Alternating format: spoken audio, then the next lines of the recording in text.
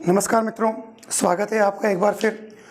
मैं के सोनी और हम लोग आज एक नई व्याकरणिक कोटि के बारे में बात करेंगे। देखिए, हम लोगों ने शब्द विचार के अंदर संज्ञा, सर्वनाम, विशेषण, इन सब चीज़ों के बारे में बात की। और जो आपके सिलेबस में है उसी में जो अगला टॉपिक आता है वह टॉपिक है अव्यय या अविकारी शब्द। तो हम अविकारी शब्द या अव्यय उसके बारे में चर्चा करेंगे।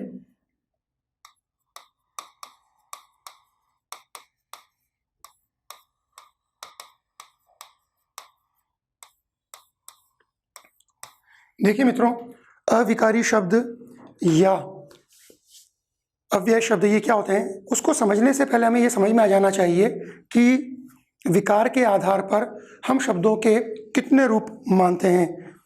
विकार के आधार पर आपको ध्यान ही है, क्योंकि हम लोग विकारी शब्दों की बात कर चुके हैं, वहाँ पर भी इस चर्चा को हमने किया था। लेकिन चूंकि मौका है और हम यहाँ पर फिर अविकारी शब्द को समझना चाह रहे हैं, तो एक बार दोबारा उस चीज़ को रिकॉल करते हैं कि विकार के आधार पर शब्दों के जो भेद हैं,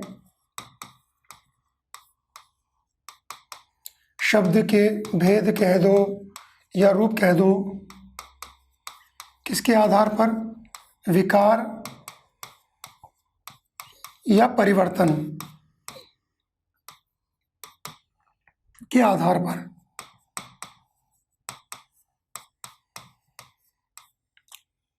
वो कितने हैं? तो आपको पता है कि दो रूप हैं। एक को आपने कहा विकारी शब्द और एक को आपने कहा अविकारी शब्द। ठीक है। अब जैसे मान लीजिए आपने जो शब्द के भेद लिए उनको आपने दो भागों में बांट दिया। एक तो आपने लिए विकारी शब्द और एक आपने लिए अविकारी शब्द। सबसे पहले मामला ये समझ में आना चाहिए कि विकार से क्या तात्पर्य है। तो विकार से तात्पर्य, जैसा मैंने लिखा, परिवर्तन, शब्द के शक्ल में, शब्द के रूप में परिवर्तन हो जाए। और शब्द के रूप में जो परिवर्तन होगा वह किन कारणों से होगा? तो शब्द के परिवर्तन के जो आधार हैं वो क्या होते हैं? देखिए मित्रों, वो होते हैं लिंग, वचन, पुरुष, कारक और काल। देखिए मित्रों कि जिन शब्दों के अंदर लिंग, वचन, पुरुष, कारक और काल की वजह से परिवर्तन आ जाए उनको आपने विकारी शब्द कहा। और जिन शब्दों के अंदर इन व्याकरणिक कोटियों की वजह से कोई परिवर्तन न आए उनको आपने अविकारी शब्द कहा। मतलब लिंग, वचन इत्यादि के कारण कोई परिवर्तन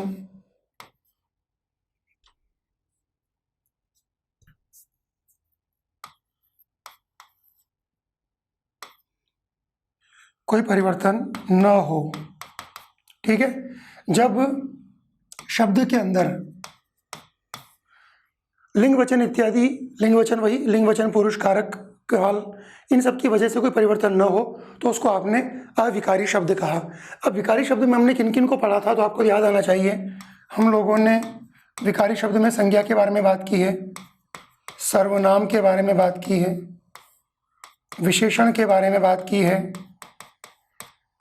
और आपका जो रीट का फर्स्ट पेपर है सेकंड लेवल का, उसमें चूंकि क्रिया नहीं है, हमने क्रिया के बारे में बात नहीं की। लेकिन क्रिया भी एक विकारी शब्द है, जिसके बारे में जब हम लोगों ने संज्ञा के बारे में चर्चा की थी उस समय मैंने जो विकारी शब्दों के बारे में आपको बताया था, उस समय मैंने जिक्र किया था कि कैसे क्रिया भी एक विकारी शब्द है और उसके अंदर वो जो लिंग, वचन, पुरुष वगैरह हैं उसकी वजह से परिवर्तन आता है। ठीक है। तो ये जो चार चीज़ें हुई इनको आपने विकारी शब्द कहा। और इधर हम जब अविकारी शब्दों की बात करेंगे तो अविकारी शब्दों के अंदर क्रिया विशेषण,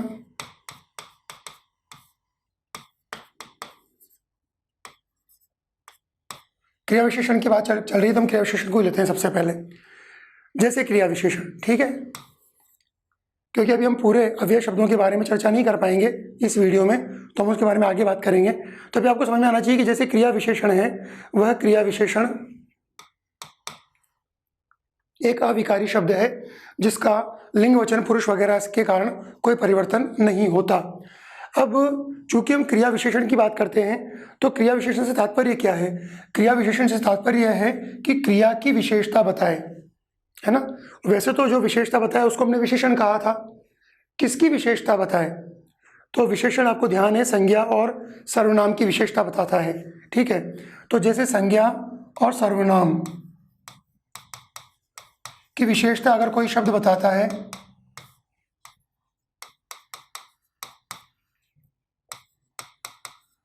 उसको हमने क्या कहा? विशेषण। और जो विशेषण की विशेषता बताए उसे हम क्या कहेंगे? अगर आपका उत्तर प्रविशेषण है तो बिल्कुल सही जवाब है।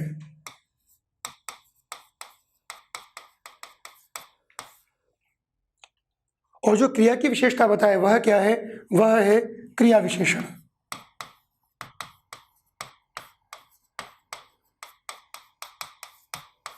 इसका मतलब ये हुआ कि विशेषण, प्रविशेषण और क्रिया विशेषण, इन सबका काम विशेषता बताने का है। विशेषण संज्ञा और सर्वनाम की विशेषता बताएगा, प्रविशेषण विशेषण की अपने आप में विशेषता बताएगा, और जो क्रिया की विशेषता बताता है वह क्रिया विशेषण कहलाता है। जिसके हम किन किन चीज़ों को लेते हैं? जैसे हमने लिया यहाँ, ऊपर, नहीं,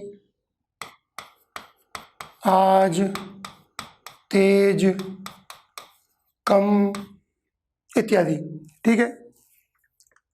ये जो क्रिया विशेषण हैं, उन क्रिया विशेषण पर बात करने से पहले हम लोग ये बात कर लें कि जो अविकारी शब्द हैं, उन अविकारी शब्दों में हम जिन 4 शब्दों को लेते हैं वो कौन कौन से हैं।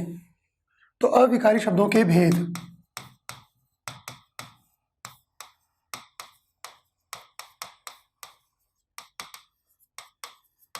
देखो, अविकारी शब्दों के भेदों में सबसे पहले हम बात करेंगे क्रिया विशेषण की।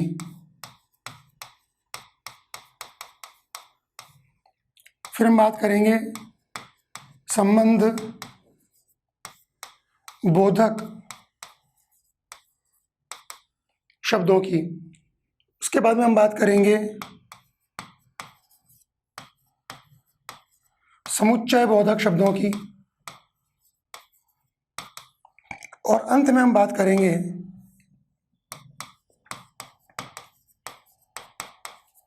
विस्मयादि बोधक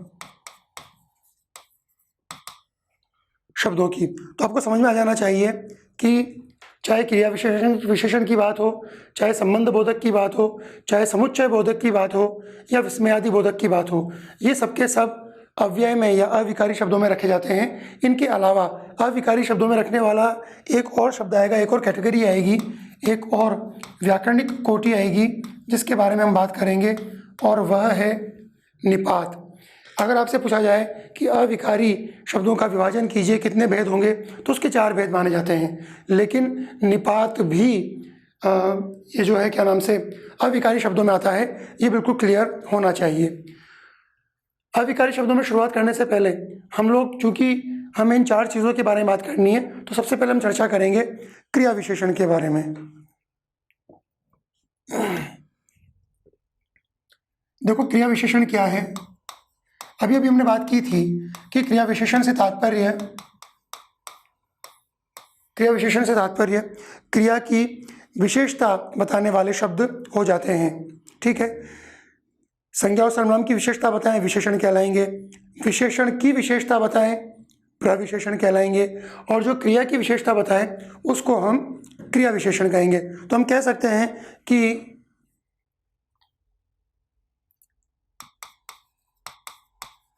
क्रिया की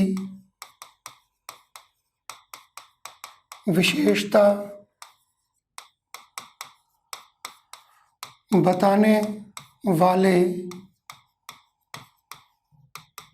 अविकारी या अव्यय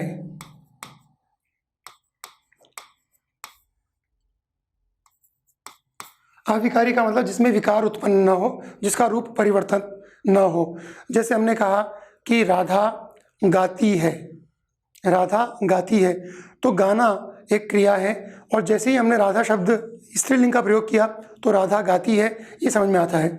जैसे हमने कहा कि सुरेश गाता है, तो गाने की जो क्रिया थी उसमें लिंग परिवर्तन के साथ में परिवर्तन हो गया, यानी क्रिया अपने आप में एक विकारी शब्द है, लेकिन क्रिया की विशेषता बताने वाले जो शब्द हैं क्रिया विशेषण, वो अविकारी हैं, उनके अंदर कोई विकार इस तरह से उत्पन्न नहीं होता, जिसको हम अभी आगे समझने का प्रयास करेंगे।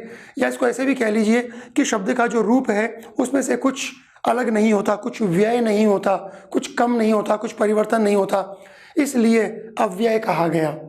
ठीक है, तो क्रिया की विशेषता बताने वाले अविकारी या अव्यय शब्द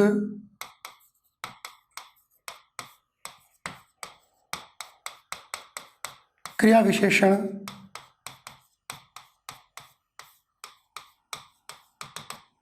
कहलाते हैं।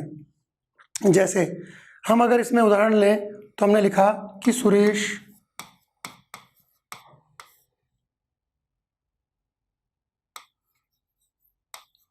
धीरे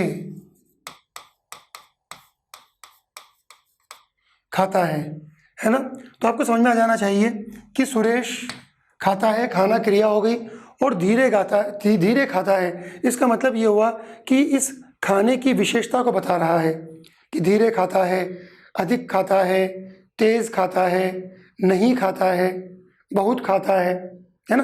तो नहीं, बहुत, तेज, ये सब क्या है, ये सब इस क्रिया की विशेषता बता रहे हैं। ठीक है, तो इसलिए सुरेश धीरे खाता है, इस वाक्य के अंदर धीरे क्या हुआ, वह क्रिया विशेषण हुआ।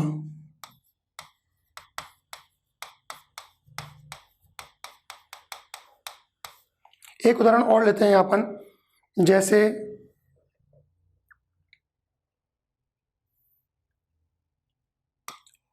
गाड़ी तेज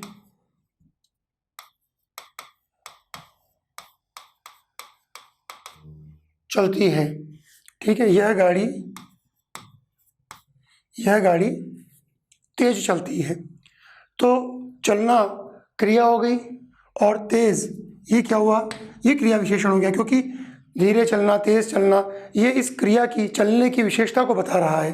तो तेज यहाँ पर क्या हो गया, क्रिया विशेषण हो गया।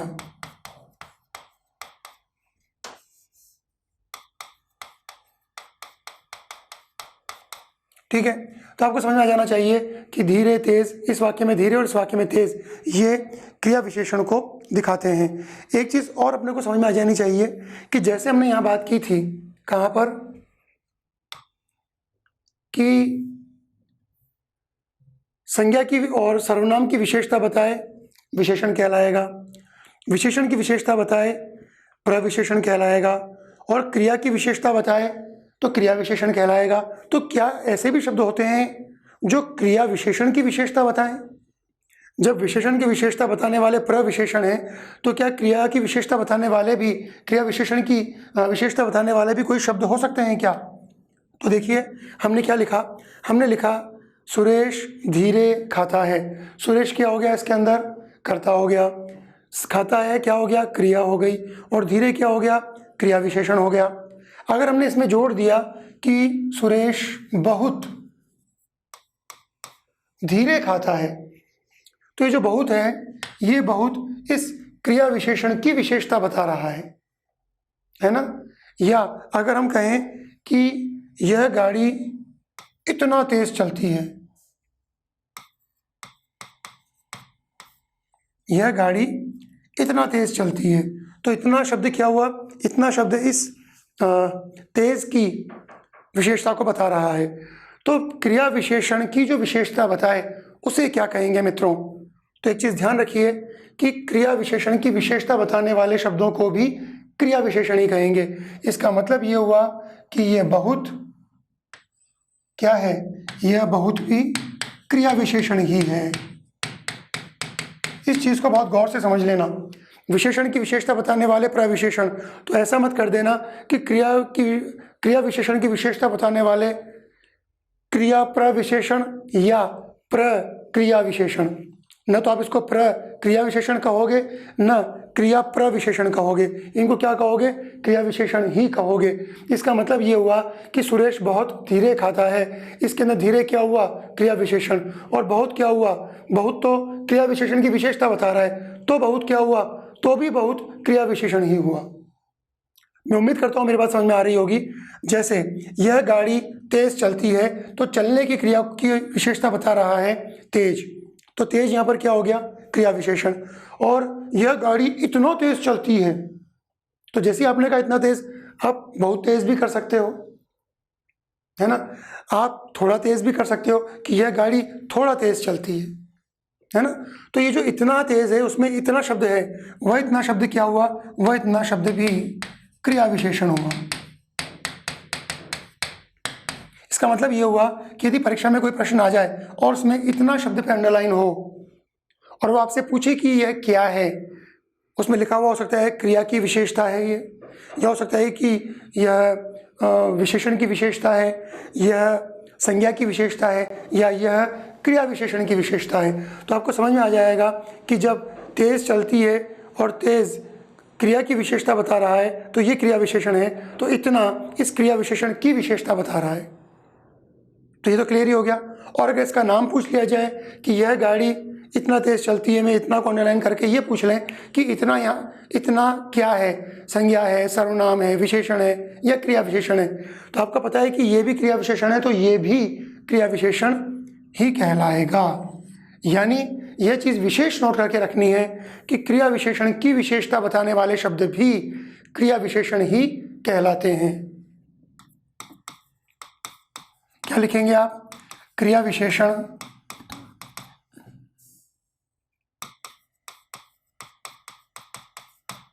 की विशेषता बताने वाले शब्द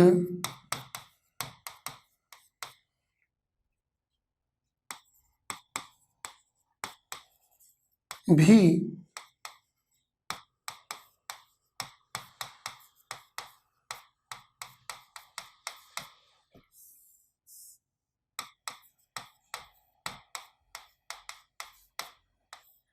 क्रिया विशेषण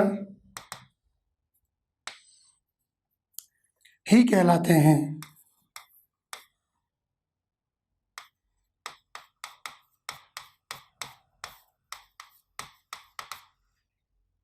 तो आपको ये बहुत इंपॉर्टेंट टॉपिक समझ में आ जाना चाहिए कि जो क्रिया विशेषण की विशेषता बताएगा उसको भी हम क्रिया विशेषण ही कहेंगे। तो ये एक बहुत इंपॉर्टेंट चीज़ हमें समझ में आती है। सबसे इंपॉर्टेंट सवाल ये बनता है कि आखिर कोई भी जो व्याकरणिक कोटि होती है उसका कोई ना कोई यूज़ होता है, उसका कोई ना कोई महत्व होता है, तो आखिर इन क्रिया विशेषणों का क्या महत्व है जिसकी वजह से हम इसको पढ़ते हैं। तो ऑब्वियसली आपको समझ में आना चाहिए कि क्रिया विशेषण क्रिया की विशेषता बताते हैं, लेकिन वो किस प्रकार की विशेषता बताते हैं, उसका महत्व क्या है, उसकी इंपॉर्टेंस क्या है, जरा उसके बारे में चर्चा कर ली जाए। तो अभी हम बात कर रहे हैं क्रिया विशेषण का महत्व।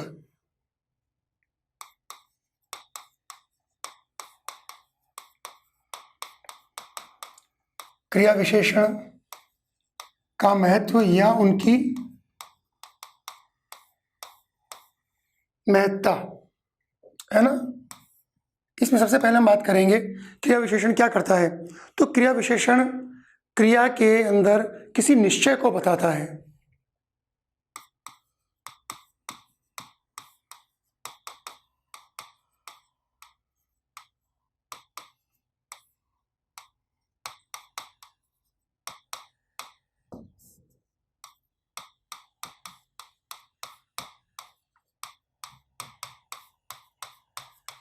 क्या मतलब निकला कि क्रिया के अंदर कोई विषय, कोई निश्चय है ना, कोई निश्चितता है, उसको बताएगा। निश्चितता बताने के लिए क्या करता है, जैसे मान लीजिए हम उदाहरण लेते हैं कि वह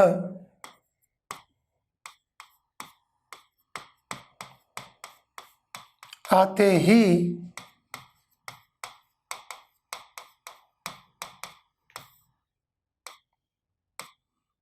चिल्लाएगा। वह आते ही चिल्लाएगा। वह आते ही चिल्लाएगा से क्या मतलब है? इससे मतलब ये है कि चिल्लाना उसकी क्रिया है, और उस चिल्लाने की क्रिया की विशेषता क्या बताई जा रही है? आते ही, यानी पक्का चिल्लाएगा। जैसे ही वो घर में घुसेगा वो चिल्लाएगा। क्यों चिल्लाएगा? क्योंकि उसको पता लग चुका है कि उसका जो बहुत इंपॉर्टेंट सामान था कांच का, वह टूट चुका है। तो ऐसी स्थिति में जैसे ही वो घुसेगा घर में, घुसते ही वो चिल्लाएगा। पक्का है, पक्का पता है ना? तो यह जो आते ही क्रिया विशेषण है, इसने क्या बताया? इसने इस क्रिया की अंदर जो निश्चितता छिपी हुई थी, जो इसका निश्चय था, उस निश्चय को व्यक्त किया। यानी किसी भी वाक्य के अंदर, किसी भी क्रिया के अंदर वह जो निश्चय होता है, वह जो निश्चितता होती है, उस निश्चितता को व्यक्त करने का काम कौन करते हैं? क्रिया विशेषण करते हैं। एक उदाहरण और लेते हैं आप इसी के अंदर। चूंकि त्योहारों का मौसम चल रहा है, हम आज बाजार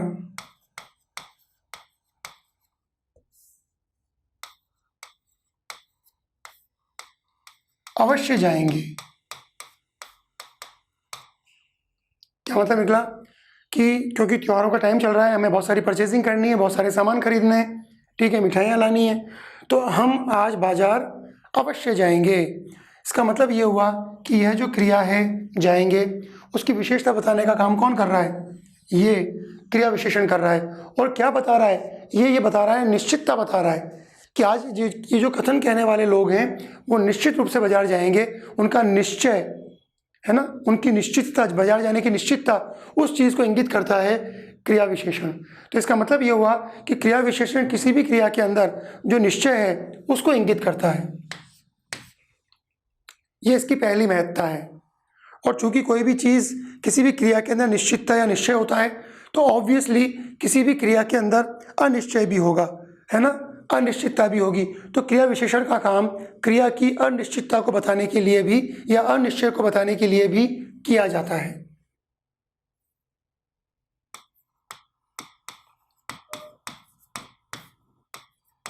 क्रिया में निहित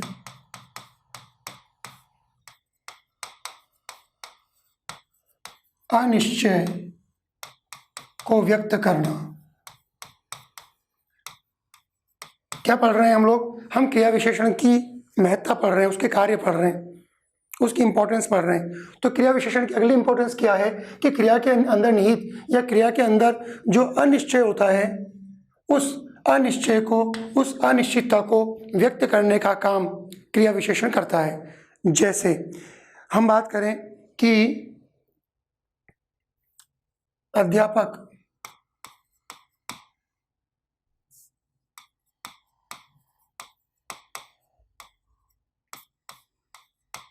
सोमवार को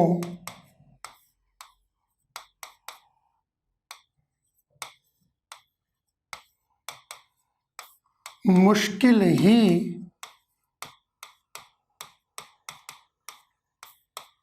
पढ़ाएंगे। क्यों मुश्किल पढ़ाएंगे? क्योंकि वो कहकर गए थे, आज शनिवार है, वो कहकर गए थे कि मैं 2 दिन के लिए बाहर जा रहा हूँ। तो रविवार और सोमवार दोनों दिन वो बाहर रहेंगे। इसका मतलब क्या हुआ कि वो सोमवार को आएंगे नहीं, इसलिए सोमवार को मुश्किल ही पढ़ाएंगे।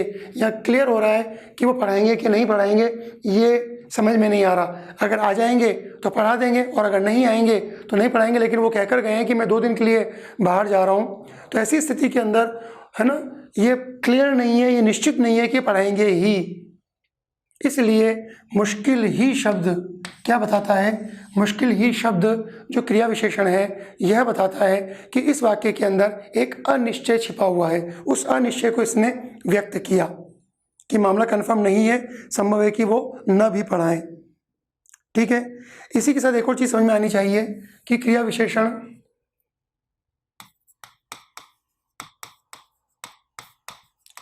क्रिया में स्वीकृति की अभिव्यक्ति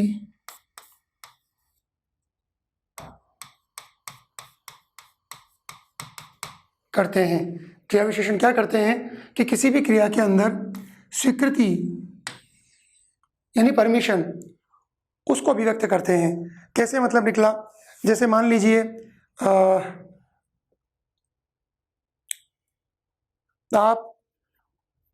आपके पिताजी अपने मित्र के साथ में बातें कर रहे हैं, आप दरवाजे पर गए और आपने कहा, पिताजी क्या मैं आ सकता हूं अंदर? पिताजी ने कहा आ जाओ। तो आ जाओ उन्होंने क्या कहा, उन्होंने आपको परमिशन दे दी, है ना, कि आ जाओ। या जैसे मान लीजिए आपने पिताजी से कहा पिताजी मुझे कल सुबह उठ के बहुत सारे काम करने हैं, तो अगर आप परमिशन दें तो मैं सोने चला जाऊं। तो उन्होंने क्या कहा, ठीक है जाओ। तो ठीक है ये शब्द क्या हुआ, ये ठीक है शब्द जाओ क्रिया की विशेषता बता रहा है। और क्या बता रहा है उसमें, साथ ही साथ कि इसमें स्वीकृति निहित है कि आपको परमिशन मिलती है। जैसे मान लीजिए आपने अपने मित्र से कहा कि यार दोस्त ऐसा है कि आज मन नहीं लग रहा, अपन ऐसा करते हैं पिक्चर देखने चलते हैं, सिनेमा चलते हैं। आपके मित्र ने क्या कहा, आपके मित्र ने कहा अच्छा चलो। क्या कहा उसने, अच्छा चलो चलते हैं। तो चलो जो क्रिया है उसकी विशेषता बताने का काम कौन कर रहा है, अच्छा कर रहा है। और इस अच्छे से क्या पता चलता है, इस अच्छे से इस वाक्य के अंदर, इस क्रिया के अंदर जो स्वीकृति है, जो परमिशन है, जो अनुमति है, सहमति है, वो क्लियर होती है। यानी क्रिया के अंदर निहित स्वीकृति की अभिव्यक्ति करने का काम भी क्रिया विशेषण करते हैं। और चूंकि वो स्वीकृति को अभिव्यक्त करेंगे तो ऑब्वियसली वो अस्वीकृति को भी व्यक्त करेंगे। इसका मतलब ये हुआ कि क्रिया विशेषण क्रिया में या क्रिया की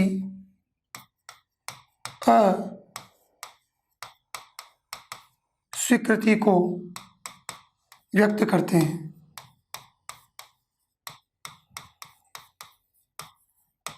आपने अपने मित्र से कहा था कि यार बहुत दिन हो गए, परेशान हो गए, चलो फिल्म देख कर आते हैं, सिनेमा चलते हैं। आपके मित्र ने कहा अच्छा चलो।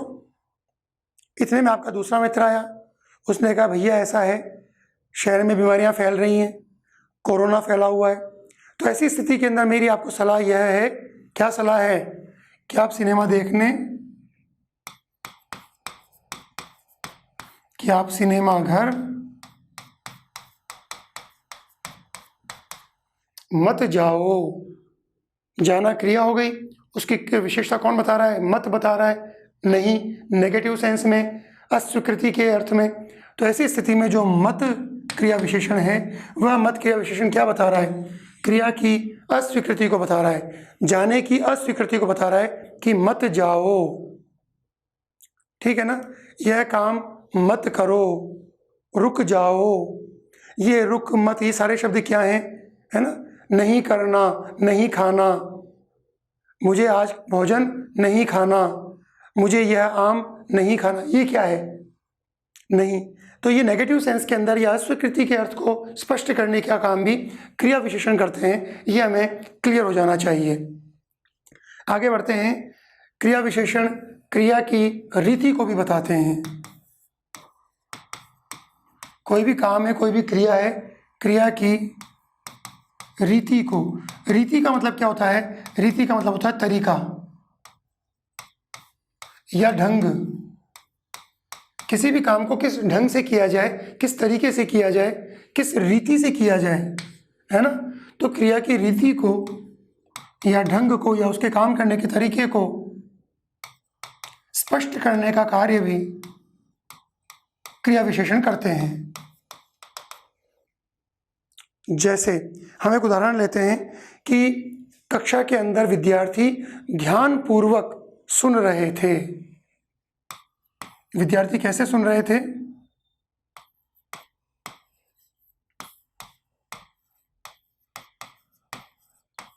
ध्यानपूर्वक सुन रहे थे। सुनना क्रिया हो गई, और ध्यानपूर्वक वह तरीका हो गया, वह ढंग हो गया, जिस ढंग से, जिस तरीके से वो जो काम था, सुनने का काम, वो किया जा रहा है। लापरवाही से बैठे थे, अस्त व्यस्त सो रहे थे। तो अस्त व्यस्त, लापरवाही, ये सब क्या बताता है, ये काम करने के तरीके को बताता है, काम करने के ढंग को बताता है, या काम करने की रीति को बताता है। इसका मतलब ये हुआ कि क्रिया की रीति या क्रिया के जो तरीके हैं, क्रिया के ढंग को स्पष्ट करने का काम भी क्रिया विशेषण करते हैं। जैसा इस वाक्य में स्पष्ट है कि जो विद्यार्थी हैं वो ध्यानपूर्वक तरीके से, ध्यानपूर्वक ढंग से, पूरे ध्यान के साथ, है ना, इस रीति से वो अपने अध्यापक को सुन रहे थे। तो रीति को बताने का काम या ढंग को बताने का काम भी ये करता है। आगे बढ़ जाएं। ये क्रिया में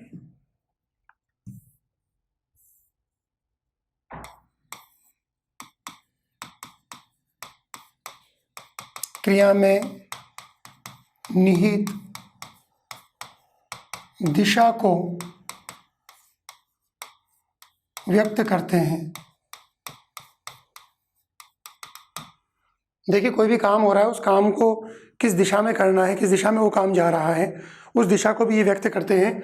और दिशा में आपको पता ही है, जैसे सूरज पूर्व में उदित होता है, तो सूरज पूर्व में उदित होता है, उदित होना क्रिया हो गई, पूर्व दिशा हो गई। तो ये सामान्य सा उदाहरण है। पूर्व, पश्चिम, उत्तर, दक्षिण, नैऋत्य, ईशान, ये सब दिशाएं हैं। तो इन दिशाओं को तो बताते ही बताते हैं, इसके अलावा दिशाओं को ये किस तरह से व्यक्त कर सकता है, उसका मैं एक उदाहरण आपको देना चाहूँगा कि हमें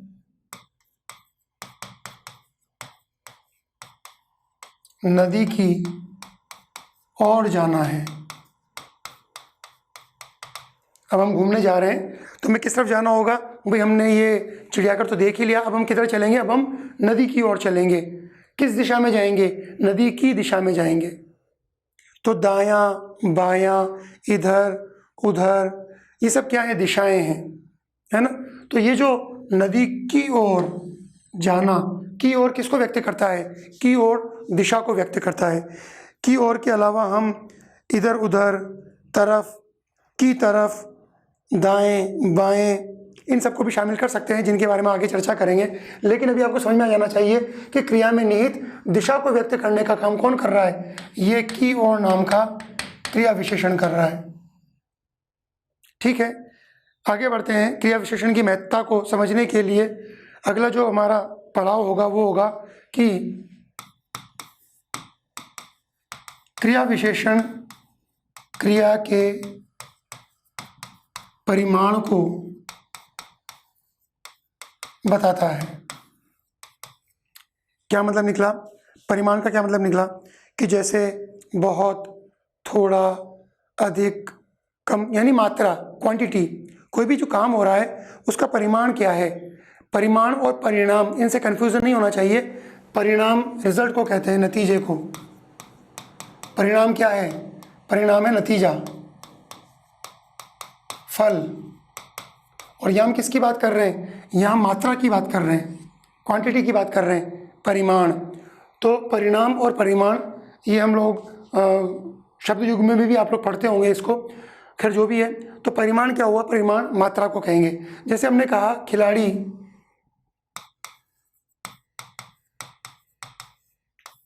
बहुत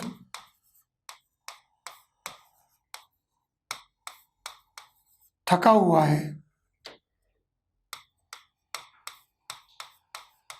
आपने कहा खिलाड़ी बहुत थका हुआ है, थकना यहाँ पर क्रिया हो गई। और चूंकि थकना यहाँ पर क्रिया हो गई और बहुत थका हुआ है, तो क्रिया की विशेषता कौन बता रहा है? ये बहुत शब्द बता रहा है। बहुत क्या बता रहा है? मात्रा बता रहा है, परिमाण को बता रहा है ना। कि इसको धीरे हिलाओ। मतलब आप हलवा बना रहे थे, तो हलवा बनाने के लिए अब क्या करना है? उसको धीरे धीरे सेकना है। तो आपने क्या कहा? इसको धीरे हिलाओ। तो हिलाने की जो क्रिया थी उसमें उसको हमने क्या कर दिया? हमने उसको बताया कि धीरे चलाना है। तो धीरे शब्द क्या बता रहा है? उस क्रिया की स्पीड को बता रहा है, धीरे। और यहाँ पर क्या है? बहुत और कम, ये इसकी मात्रा को बता रहा है। वहाँ वो रीति को बता रहा है, धीरे, तेज। हमने बात की थी ना ढंग को, कि धीरे धीरे हिलाओ, वो ढंग को बता रहा है। और बहुत और कम यहाँ पर क्या हो जाएगा? ये उसकी मात्रा को बताएगा। कि बहुत थका हुआ है, ये मात्रा को बता रहा है, परिमाण को बता रहा है। आगे बढ़ते हैं। ये किसी भी क्रिया के स्थान को भी सूचित करता है, यानी क्रिया के स्थान को सूचित करता है, बताता है कि क्रिया अंदर हो रही है, बाहर हो रही है, दाएं हो रही है, बाएं हो रही है, ऊपर हो रही है, नीचे हो रही है, कहाँ हो रही है, क्रिया होने का स्थान कहाँ है। जैसे हमने उदाहरण लिया कि आप सुरेश से मिलने गए और आपने सुरेश के भाई से पूछा सुरेश कहाँ है? तो सुरेश ने कहा वह ऊपर बैठा है।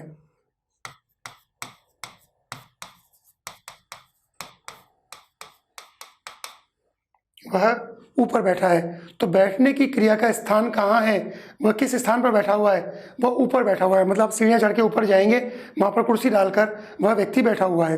तो सुरेश ऊपर बैठा है, उसमें ऊपर किस चीज़ को इंगित कर रहा है, ऊपर उस स्थान को इंगित कर रहा है जहाँ पर बैठने की क्रिया हो रही है। इसका मतलब ये हुआ कि क्रिया विशेषण क्रिया के स्थान को भी व्यक्त करते हैं।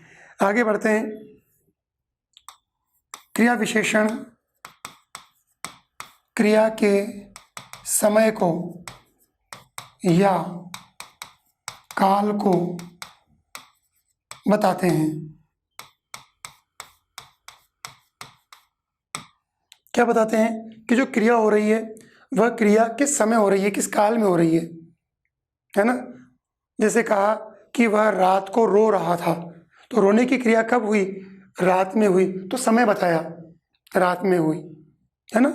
जैसे उदाहरण लेते हैं हम, सुरेश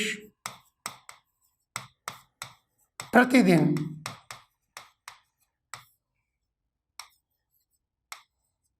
घूमने जाता है। ठीक है, कि वो रोज सुबह मॉर्निंग वॉक पे निकल जाता है, और वो कब जाता है, वो रोज जा रहा है, प्रतिदिन जा रहा है। तो घूमने जाने की जो क्रिया है उसके समय को बताता है, उसके काल को बताता है कि वो प्रतिदिन जाता है, रोज जा रहा है। जैसे सीता आजकल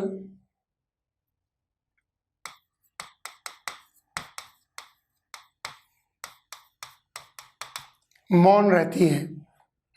आजकल कम बोलती है, वह बहुत ज़्यादा पढ़ाई कर रही है, चिंतन कर रही है, इसलिए उसने बोलना कम कर दिया। सीता आजकल मौन रहती है। तो मौन रहना जो क्रिया है, उस मौन रहने की क्रिया को कौन बता रहा है, आजकल बता रहा है। तो आजकल क्रिया विशेषण हो गया, क्योंकि क्रिया की विशेषता बता रहा है। लेकिन क्रिया की कौन सी विशेषता को बता रहा है, ये क्रिया के समय की विशेषता को बता रहा है कि इन दिनों मौन रहती है। जब वो पढ़ाई नहीं कर रही थी तब तो बड़ी वाचाल थी, बहुत ज़्यादा बोलती थी। अभी वो कम बोलती है, वो मौन रहती है। इसका मतलब समय को, क्रिया के समय को या क्रिया के काल को यह आजकल शब्द व्यक्त कर रहा है। इसलिए क्रिया विशेषण किसी भी क्रिया के समय को या काल को भी बताते हैं। चलिए, तो एक बार हम जरा इन सब चीज़ों को रिपीट कर लें कि क्रिया विशेषण की महत्ता क्या है। सबसे पहली चीज़ तो ये कि क्रिया में किसी भी निश्चय को व्यक्त करने का काम क्रिया विशेषण करते हैं। दूसरी बात, क्रिया विशेषण क्रिया में अनिश्चितता को व्यक्त करने का काम करते हैं। वो स्वीकृति को बताते हैं, साथ ही साथ वो अस्वीकृति को भी बताते हैं। वो काम करने की रीति, ढंग या तरीके को बताते हैं, और वो साथ ही साथ दिशा को भी व्यक्त करते हैं। दिशा के साथ वो परिमाण को बताते हैं, साथ ही साथ वो स्थान को सूचित करते हैं कि किस स्थान पर यह काम हो रहा है। इसके अलावा वो काल और समय को सूचित करने का काम करते हैं। इस प्रकार ये जो क्रिया विशेषण है, ये क्रिया विशेषण अपने आप में किसी भी क्रिया के विशेषता को तो बताएंगे ही बताएंगे, लेकिन विशेषता में किन रूपों को व्यक्त करते हैं, किस तरह की विशेषताओं को बताते हैं, उसके बारे में हमने यहाँ पर चर्चा की। अभी हम आगे बढ़ते हैं। देखिए, क्रिया विशेषण के कितने भेद हैं वो तो हम आगे पढ़ेंगे, लेकिन रूप के आधार पर इनके कितने प्रकार हो सकते हैं, जरा उसके बारे में चर्चा कर ली जाए।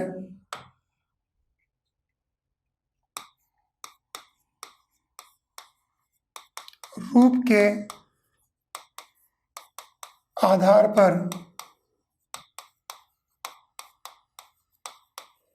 क्रिया विशेषण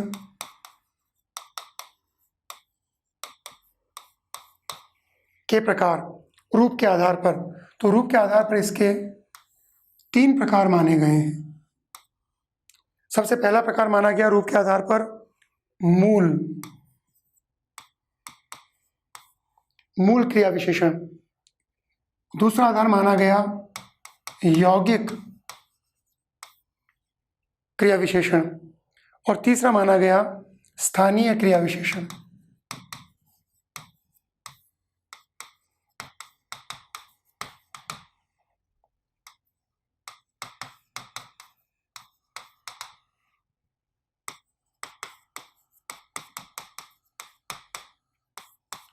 मूल क्रिया विशेषण, यौगिक क्रिया विशेषण और स्थानीय क्रिया विशेषण किस आधार पर? उन क्रिया विशेषणों के रूप यानी उन शब्दों की बनावट के आधार पर। इनमें सबसे पहले जो है मूल क्रिया विशेषण, उसके बारे में चर्चा कर ली जाए कि मूल क्रिया विशेषण क्या होते हैं। देखिए, मूल क्रिया विशेषण वो होते हैं जिन क्रिया विशेषणों को बनाने के लिए हम उसमें किसी भी शब्द को नहीं जोड़ते।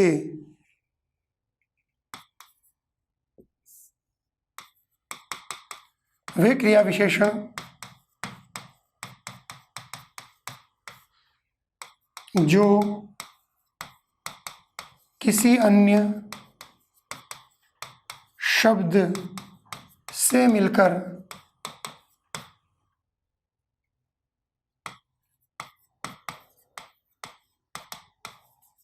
नहीं बनते क्या कहलाते हैं? मूल क्रिया विशेषण कहलाते हैं।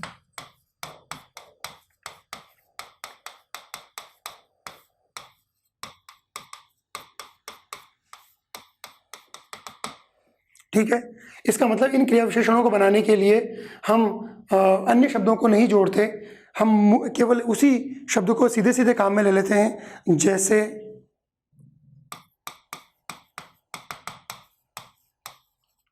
ठीक, दूर, नहीं, अचानक, फिर, इत्यादि।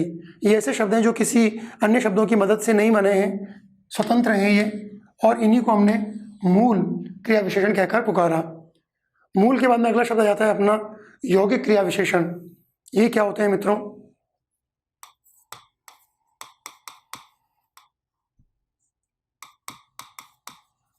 यौगिक क्रिया विशेषण। यौगिक क्रिया विशेषण क्या है? यौगिक क्रिया विशेषण ऐसे शब्द हैं जो या तो किसी शब्द को, है ना, और या प्रत्ययों को जोड़कर बनते हैं।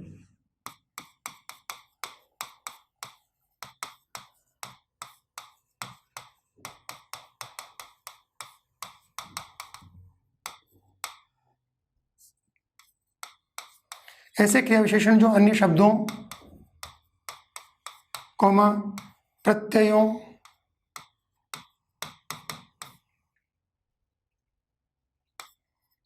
को जोड़कर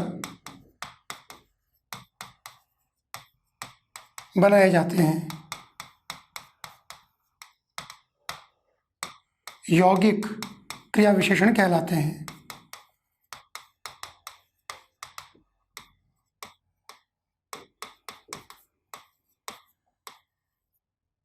ठीक है साहब, अब इसमें हम किन किन को लेते हैं जरा उनको देखें।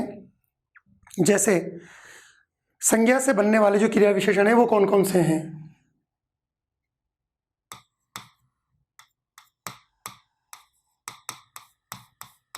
संज्ञा से बनने वाले क्रिया विशेषणों में जरा निगाह डालें। जैसे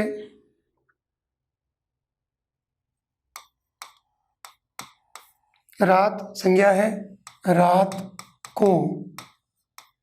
प्रेम एक संज्ञा है, प्रेम पूर्वक। दिन एक संज्ञा है, दिन भर।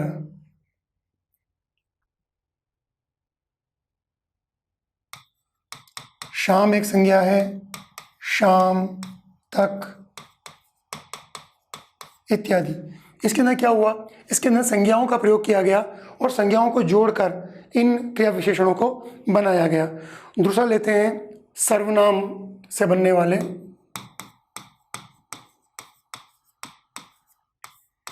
सर्वनाम से मिलकर बनने वाले क्रिया विशेषण जैसे यहाँ, वहाँ, अब, जब, जिससे, इसलिए, इत्यादि। ये सारे क्या हुए? ये सारे सर्वनाम से बनने वाले क्रिया विशेषण हुए। थर्ड कैटेगरी आती है इसके अंदर ऐसे क्रिया विशेषण जो धातु से बनते हैं, यानी क्रिया से बनते हैं। धातु से बनते हैं, धातु से बनने वाले यानी क्रिया से बनने वाले क्या हुआ? आते, खाते, करते,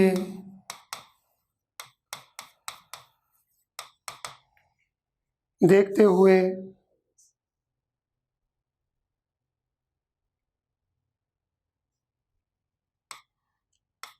चाहे, मानो इत्यादि।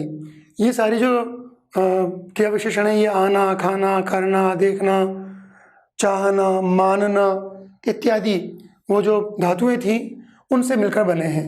अगली कैटेगरी में आते हैं। अगली कैटेगरी के अंदर अव्यय से बनने वाले जो क्रिया विशेषण हैं उनके बारे में चर्चा करते हैं। जैसे यहाँ तक,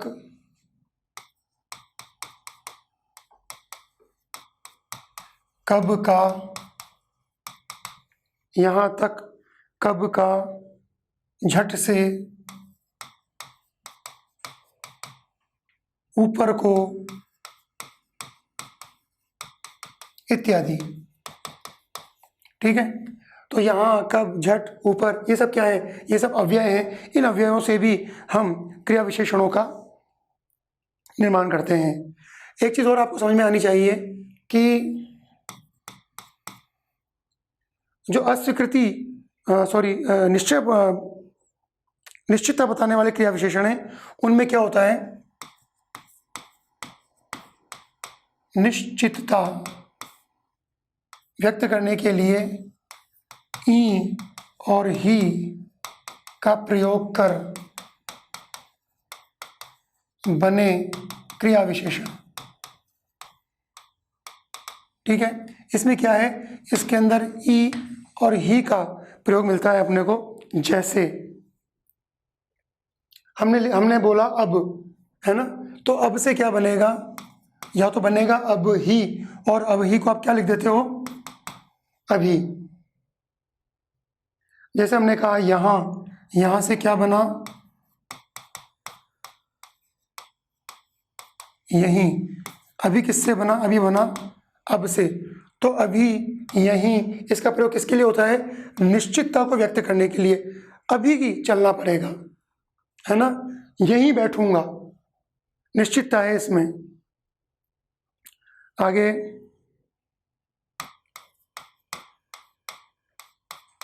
आते ही,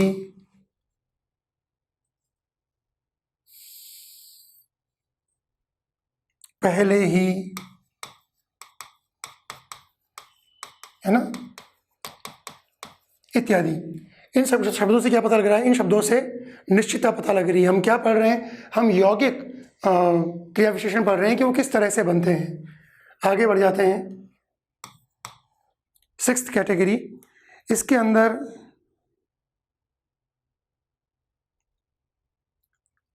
संज्ञाओं को दो बार कहने से, यानी उनकी द्विरुक्ति से,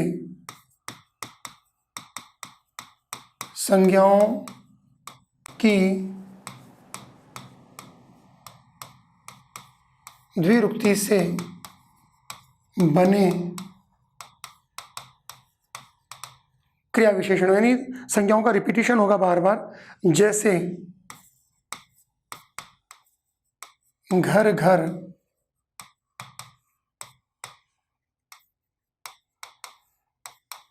घड़ी घड़ी,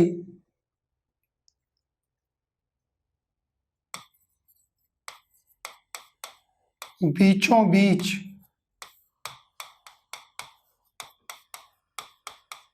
हाथों हाथ इत्यादि। तो हाथ, बीच, घड़ी, घर, ये सब क्या है? संज्ञाएं हैं। इनकी द्विरुक्ति आ गई, मतलब दो बार इनको बोल दिया गया। इनसे भी क्रिया विशेषण बनते हैं। सातवें बिंदु पर आ जाइए, अगले बिंदु पर आ जाइए हमारे। विशेषण की द्विरुक्ति से बनने वाले शब्द है ना। अभी तक तो हम बात कर रहे थे संज्ञाओं की, अब हम बात करेंगे विशेषण की। विशेषण की द्विरुक्ति से बने क्रिया विशेषण। यहाँ पर विशेषणों की बात होगी। विशेषण आप जानते हो संज्ञा और सर्वनाम की विशेषता बताने वाले शब्दों को कहते हैं, जैसे धीरे धीरे, कम कम, जरा जरा,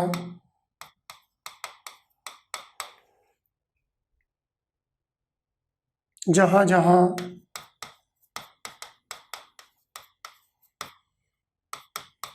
कब कब,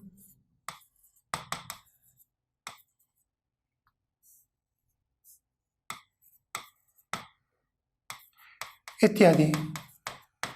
ठीक है मित्रों, तो अभी अभी टॉपिक बाकी है, अभी कई सारी चीज़ें बाकी हैं बताने की। तो आपको समझ में आना चाहिए कि क्रिया विशेषण हम किस तरह से बनाते हैं। तो रूप के आधार पर हमने इनके 3 भाग किए थे। सबसे पहला मूल, जो बिना किसी शब्द की मदद से बनते हैं, दूसरे यौगिक, और तीसरे स्थानीय। हम यौगिकों में चल रहे हैं और अभी इसमें बहुत कुछ बाकी है। तो शेष क्रिया विशेषण का जो टॉपिक रहेगा उसके लिए अगला वीडियो आपको लेकर मैं जल्दी आपके सामने उपस्थित होऊंगा। तब तक के लिए मुझे अनुमति दीजिए। नमस्कार।